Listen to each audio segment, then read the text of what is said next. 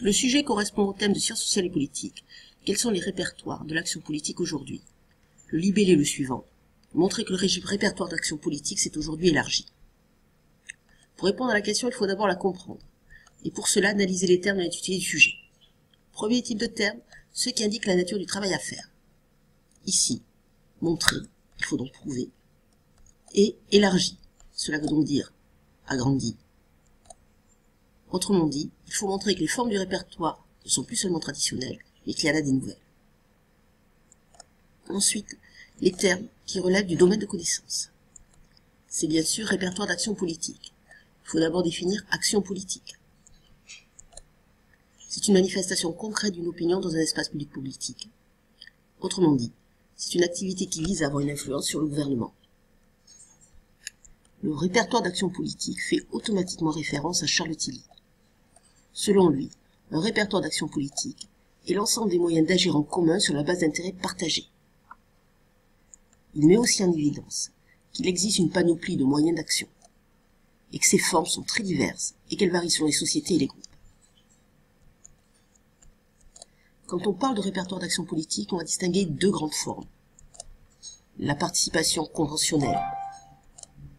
C'est tout ce qui concourt à produire le processus électoral, le vote, la participation aux élections. Et la participation non conventionnelle. Ici, ce sont toutes les formes qui relèvent de la participation protestataire.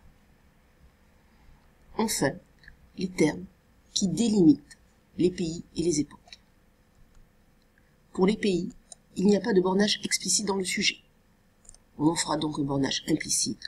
On traitera uniquement les régimes démocratiques. En revanche, pour l'époque, il est clairement dit de parler d'aujourd'hui, c'est-à-dire du début XXIe siècle. On peut alors reformuler le sujet. Quels sont les moyens d'action politique aujourd'hui? Ou bien, quelles transformations ont-ils connues? On peut même élaborer une problématique. Les formes de participation non conventionnelles ont-elles totalement remplacé la participation conventionnelle? Ou bien, comment les formes de participation politique ont-elles été modifiées?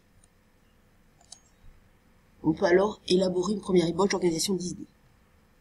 En sachant, comme la durée de l'épreuve est courte, on a peu de temps pour cela. On peut donc dans un premier temps montrer que la participation conventionnelle est encore présente, pour ensuite montrer que des formes non conventionnelles se développent. On peut maintenant analyser les documents. Le document 1 présente la mobilisation des jeunes, et notamment la spécificité de leur mobilisation.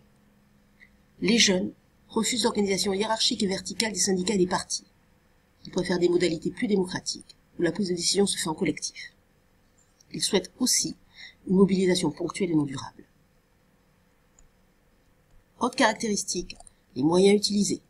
Ils vont utiliser de nouvelles technologies, notamment Internet, car Internet permet de mobiliser rapidement, faire passer des informations et de dénoncer par le biais de pétitions. Le deuxième document est un tableau statistique. C'est un sondage sur le grand public qui utilise Internet. Et la question qui leur est posée, c'est l'utilisation politique d'Internet. Ces données sont alors données en pourcentage. Par exemple, 11% des sondés recherchent souvent des informations politiques sur Internet. Globalement, on remarque qu'Internet est peu utilisé par le grand public au niveau politique. En effet, les pourcentages vont s'étayer entre la recherche d'informations sur l'actualité politique sur Internet, où 62% des sondés l'utilisent rarement, au téléchargement des argumentaires politiques, où ici, 92% des sondés utilisent rarement Internet. Quand Internet est utilisé au niveau politique, il est utilisé majoritairement pour deux actions. Pour rechercher l'actualité politique, c'est le cas de 38% des sondés. Et pour rechercher les contenus humoristiques, c'est le cas pour un tiers des sondés. En revanche, quand Internet n'est pas utilisé au niveau politique, c'est d'abord d'aller sur un blog tenu par une personnalité politique. Ensuite, pour télécharger des argumentaires politiques. On peut maintenant répondre à la question. On va montrer que la participation conventionnelle est encore présente, mais qu'elle est complétée par d'autres formes. On va d'abord montrer que la participation conventionnelle reste importante, car les formes non conventionnelles restent limitées. C'est ce que l'on a vu dans le document 2. Internet comme moyen d'information et de diffusion des idées est très peu utilisé. Ainsi, 9% des internautes vont sur un blog tenu par une personnalité politique. 8% téléchargent des argumentaires. Cela montre donc que la participation conventionnelle reste déterminante. On peut la définir comme des activités politiques qui se déroulent dans un cadre légal sans remettre en cause la légitimité du système. C'est donc la participation au processus électoral avec la désignation des gouvernants, c'est le vote. Mais de nouvelles formes de participation apparaissent cependant. Ce sont des participations que l'on va qualifier de non conventionnelles.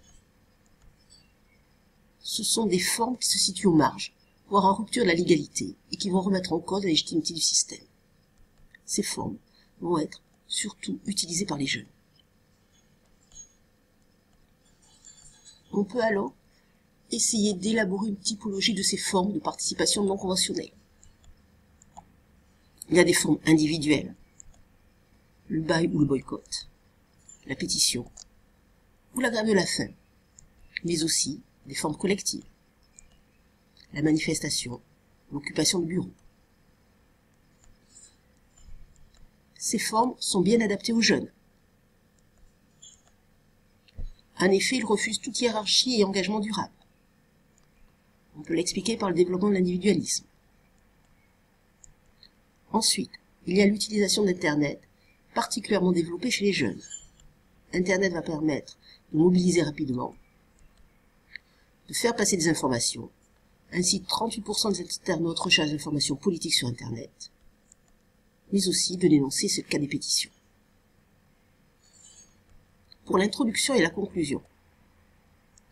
À l'introduction, il faut une idée d'accroche. Cela peut être une information tirée du document, par exemple, l'utilisation d'Internet par les jeunes, qui sera une forme non conventionnelle. Ou bien, une idée d'actualité. Le taux de participation au premier tour des présidentielles 2017 a été de 77%. Cela montre une forme de participation conventionnelle. Pour la conclusion, on peut ici prendre une question de cours et relier aux variables lourdes de la participation politique et mettre en évidence les caractéristiques de ceux qui mènent des actions politiques. Ou bien, l'idée d'actualité, c'est le développement des pétitions via Internet.